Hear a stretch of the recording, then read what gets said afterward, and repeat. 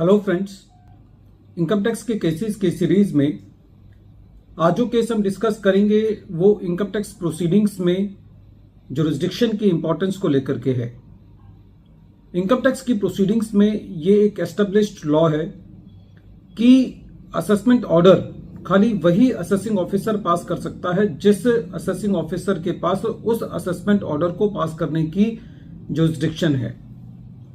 Present case में Calcutta high court के सामने एक इशू था कि यदि एक असेसिंग ऑफिसर से उसकी जुरिस्डिक्शन को लेकर के उसकी जुरिस्डिक्शन किसी दूसरे ऑफिसर को यदि ट्रांसफर कर दी गई है तो क्या इस जुरिस्डिक्शन को ट्रांसफर करने के बाद भी उस असेसिंग ऑफिसर के पास यह अधिकार है कि वो असेसमेंट ऑर्डर उस असेसी के केस में पास कर दे। यही issue present case principal commissioner of income tax versus Ojaswi motor finance private limited के केस में ऑनरेबल कलकत्ता हाई कोर्ट ने डिसाइड किया।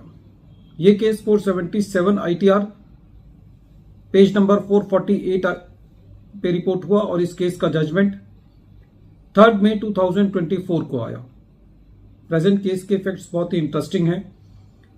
प्रेजेंट केस असेसमेंट ईयर 2008-9 से रिलेटेड है और प्रेजेंट केस में जो एक सिंगल पॉइंट इशू था वो ये था कि यदि किसी असेसिंग ऑफिसर की कोई जुरिस्डिक्शन रिमूव कर दी गई है तो क्या उस जुरिस्डिक्शन को रिमूव करने के बाद भी वो असेसिंग ऑफिसर उस असेसी के रिस्पेक्ट में कोई असेसमेंट ऑर्डर पास कर सकता है। प्रेजेंट केस में कोलकाता के अंदर एक असेसिंग ऑफिसर ने असेसी का सेक्शन 143 सबसेक्शन 3 के अंदर एक असेसमेंट ऑर्डर पास किया जिसकी डेट 17 जून 2010 थी।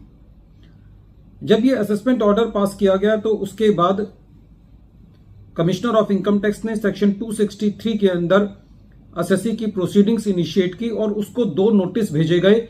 ये नोटिस 21 दिसंबर 2012 को भेजे गए और 15 दिसंबर 2013 को भेजे गए।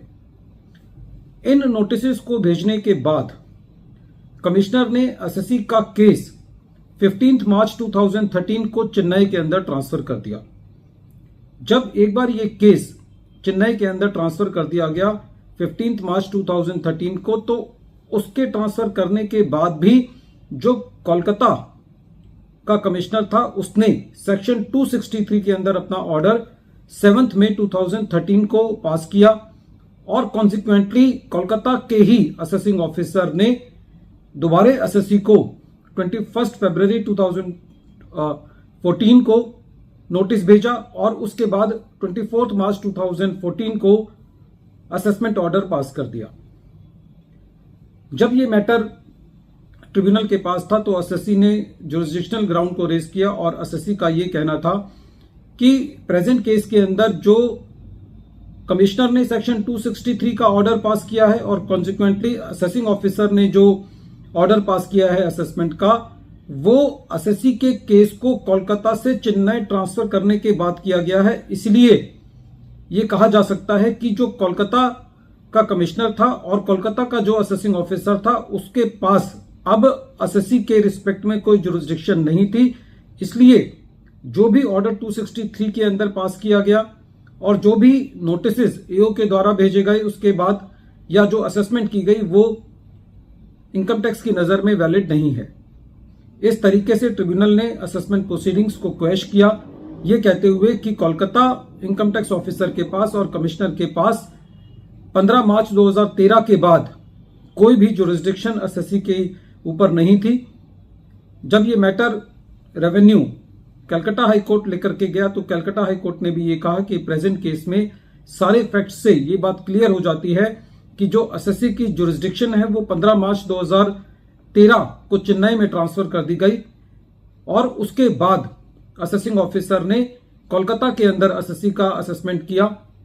रेवेन्यू का ये पॉइंट कि ऑलरेडी ये असेसमेंट प्रोसीडिंग्स कोलकाता के अंदर स्टार्ट हो गई थी, इससे भी कोई फर्क नहीं पड़ता क्योंकि एक बार जब जुरिस्डिक्शन किसी अथॉरिटी से ले ली गई तो फिर वो अथॉरिटी उस केस को डील नहीं कर सकती। कोर्ट का ये कहना था कि यदि ऐसा होगा तो इससे एक एडमिनिस्ट्रेटिव सिस्टम में क्योस की संभावना बन जाएगी। वीडियो के अंत में एक बार फिर मैं केस का नाम रिपीट कर रहा हूं। केस का नाम है principal commissioner of income tax versus Ojaswi motor finance private limited, और ये केस 477 ITR पेज नंबर 448 पर रिपोर्ट हुआ। Matter honourable Calcutta high court ने 3 मई 2024 को डिसाइड किया। Thank you friends.